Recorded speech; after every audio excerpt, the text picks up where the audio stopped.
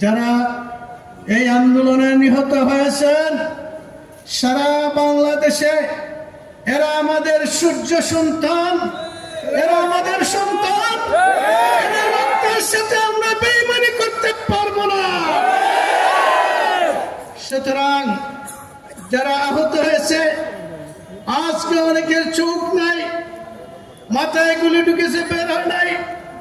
আরেকটা আচানক ঘটনা, একটা ছেলে, আমি নিজে কেঁদেছি তার সাথে, সারা শরীরে তার গুলি, হাঁটুতে গুলি, কিন্তু ডাক্তার কিছু বের করেছে, এরপরে বলছে যেদিন বের করে সে মারা যাবে। এরপরে তাকে ছেড়ে দিয়ে বলা হয়েছে তুমি 1 সপ্তাহ পরে আসবে। 1 সপ্তাহ পরে আসছে, তাকে আমরা ওটিতে নিয়ে গেছি। নেওয়ার পরে ডাক্তার আমাকে বললেন যে ভাই যদি আমরা এগুলো তার হাঁটুর এগুলো বের করি সে মারা যাবে, কি করবে?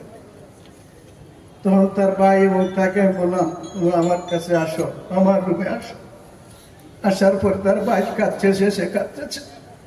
তাকে গলায় জোরে দিয়ে বললাম যে ভাইরা, আমার জীবনে আমি দেখেছি এই ধরনের গুলি শেষ পর্যন্ত শুকিয়ে বের হয়ে যায়, তুমি কষ্ট পাইবে, তুমি ধৈর্য ধরো। এই ধরনের আমার ছেলেরা পাখির মতো গুলি করে হত্যা করা হয়েছে, পাখির মতো গুলি করে তাদেরকে আহত করা হয়েছে।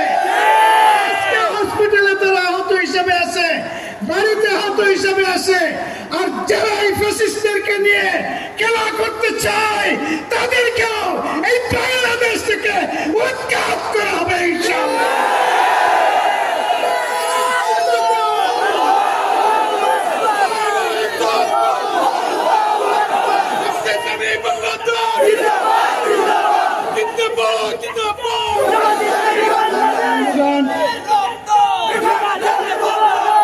আমরা শুধু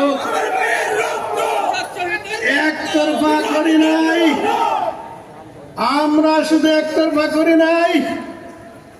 আমার সামনে একটা পুলিশের ক্যাম্প আছে, আপনারা জানেন, পাড়ি আছে।